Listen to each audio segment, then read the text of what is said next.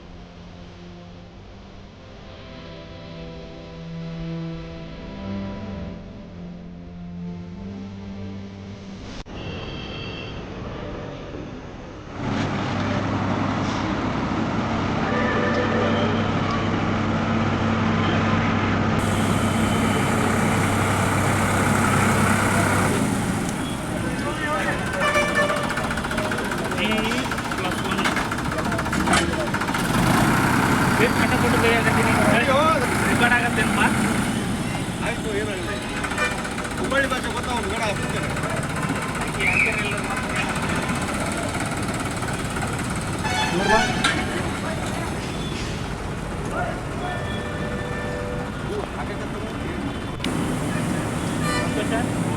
ನೀವು ಎರಡೇ ದಿನ ಕೆಲಸ ಉಳಿದೈತಿಲ್ಲ ಅಷ್ಟು ಉಳಿದಿಲ್ಲ.